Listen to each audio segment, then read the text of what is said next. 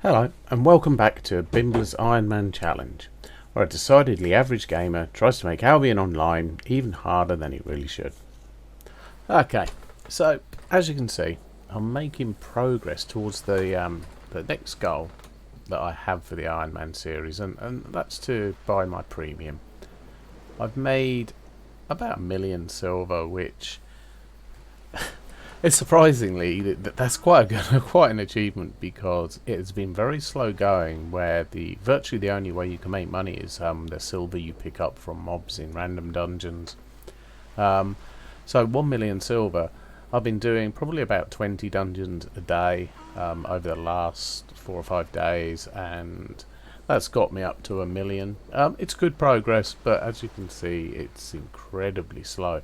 But I'm not bothered. It's called Ironman for a reason. It's supposed to be hard. If it wasn't hard, there really wouldn't be much point in it. So I'm pretty chuffed with that. And what I'm going to go over now is some of the builds I'm using to achieve that. I'm not sticking with just one build, even though that would really be potentially the most efficient way of doing it, because I've always enjoyed playing multiple builds in other MMOs. I always like to play a few different characters and things. So yeah, that's what I've been doing. So what I'm going to do is head off to a dungeon and show you one of the builds I'm using at the moment. Well, I'm in a tier 4 random dungeon, and I've been mainly doing tier 4 and 5 random dungeons. The reason for that is I find that during the peak time, some of the yellow zone tier 5 random dungeons are quite overused. There's sometimes you're getting in them and having to compete for them, or you're just not finding them, so you're spending a lot of time searching. So quite often at peak times I will go to doing blue zone tier 4 dungeons, just because I find that I can get through more of them quickly, because there are not so many people doing them. Anyway, here's the build that I'm currently using, and I'll go through why I'm using it. As you can see, right, all of my armor is leather, and the reason that is so good for an Ironman character is I can make all of my armor just by having the Hunter's Lodge, which means I can do it all from just having a guild island. I haven't, because it's going to take me so long to get my personal island, because I'd need premium for that. I can just have one crafting station for the Hunter's Lodge. So using all leather helps me out with that. So I know this is by far not going to be the best build for a great axe, but that helps me immensely. In fact, I wouldn't be using the great axe, but I was fortunate enough for this to drop. It wasn't a 5.2 when it dropped. I think it was a 5.1, but it's got good quality as well.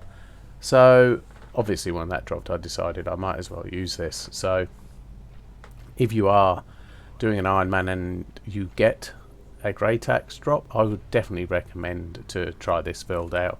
So I'll just break it down into what I'm using. Using the Assassin's Hood, and I'm using meditation at the moment, and that is so that I can get my cooldowns down, so I can reuse Whirlwind whenever I want. I can have it on almost every combat, which is the same reason I'm using Refreshing Sprint on my boots, to again reduce the cooldowns. You can use any leather jacket, because at the moment I'm just using Mend Wounds, because that's to minimize the downtime, so that I can have energy regeneration, and if I get too damaged between fights, I can mitigate that, so that I don't have to hang around too long. So I'll just do a couple of combats. Hopefully won't do too bad in them.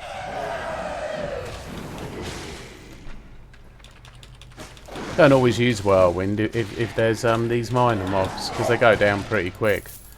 But the only thing I do find with them, though, these brittle skeletons, is they can do quite a lot of damage, and sometimes you've got to be careful. So I use Refreshing Sprint, and we go in.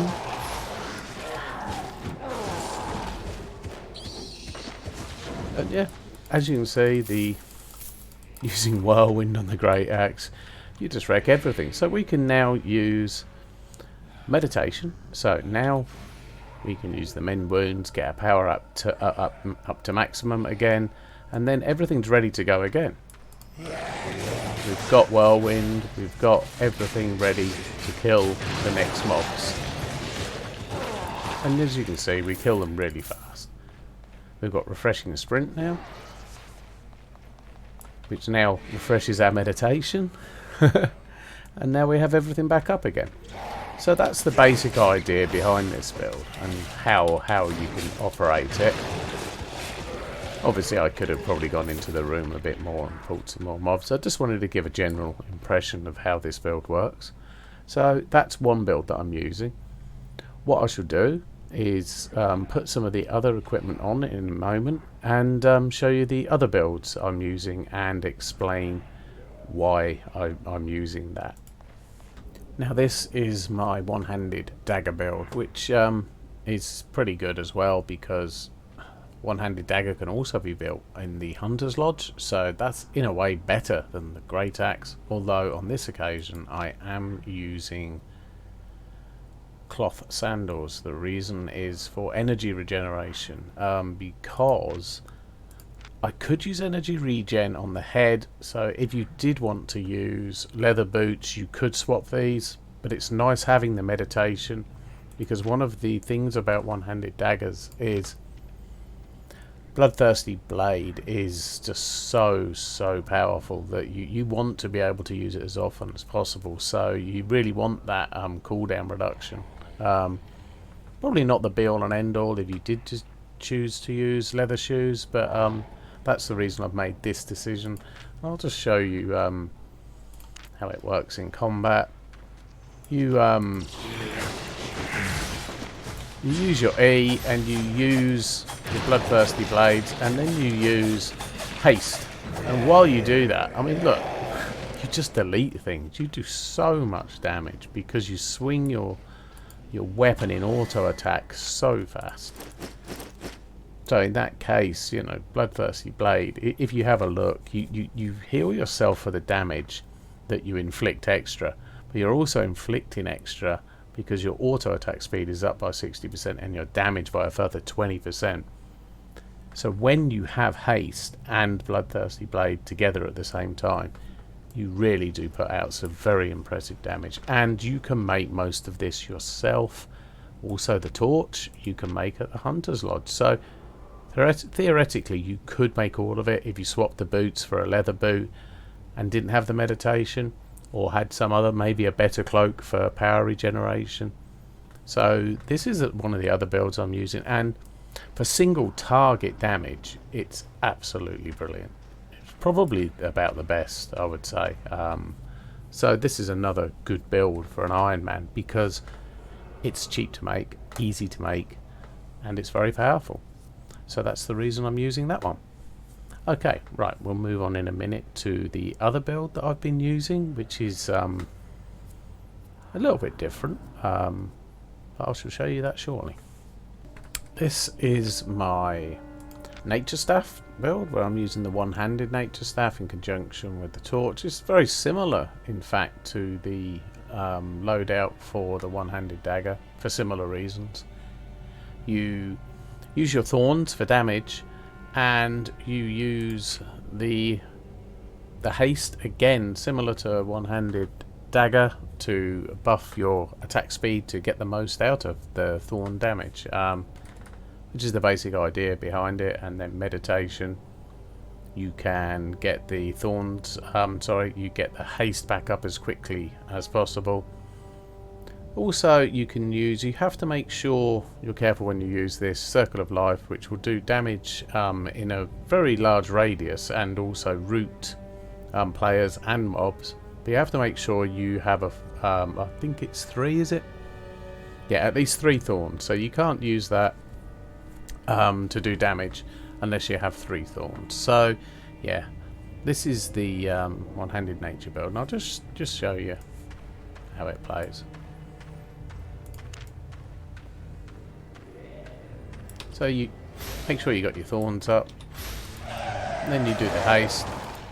I mean, Probably not a good example to do it on trash mobs like that, but I can show you by using meditation and refreshing sprint, we can get the we can get haste back up quickly. Use thorns. Thorns again. And kill things fairly quickly. And it isn't single target. This is the thing which is good with thorns. It does have a 3-meter radius. So you can kill multiple mobs with it. Although you do have to make sure they're quite tightly packed. I'll show you how Circle of Life works now. We've got maximal stacks,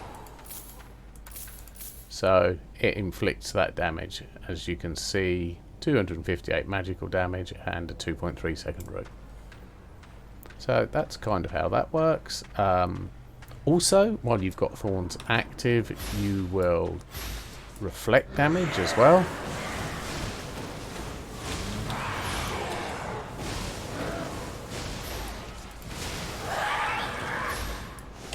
See here, I can use that, do damage, heal myself. It's quite effective.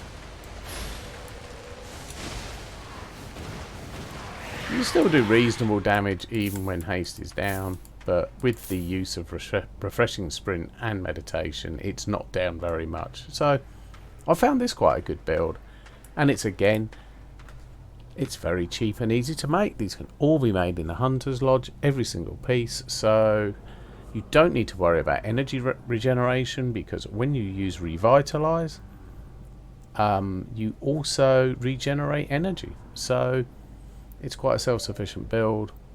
So that's the last one of the 3 builds that I'm using at the moment. I'm thinking of experimenting a little bit with Spear, because that's also you can make that also in the Hunter's Lodge. So I'm probably going to do that for the next video. But yeah, basically that's the state of play at the moment. I'm just doing a lot of dungeons. I'm still having loads of fun. That's why I vary what I do a bit, just to keep it a little bit fresher. And just chipping away at getting towards premium. I'm an 1/8 of the way there.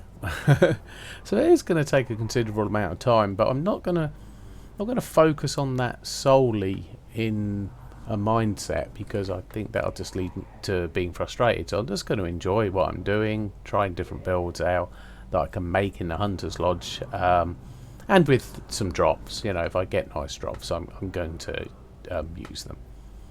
So, well, that's about it for this installment, and thank you for joining me.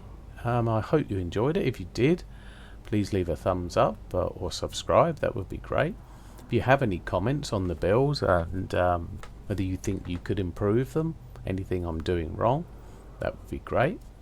One thing I did want to say, because I said at the end of the last one I was going to give tips and stuff, or maybe go over things that I did wrong. I think one mistake I feel I made when I had the 3 days of premium, I think I should have focused on making money a bit more, because it's such a slog to get this 8 million silver that I probably, if I'd focused on that a bit more, that rather than other things, I could have made better progress. So that's one thing, if you want to try the Ironman, one thing to look out for when you're doing it. So thank you for watching, and goodbye.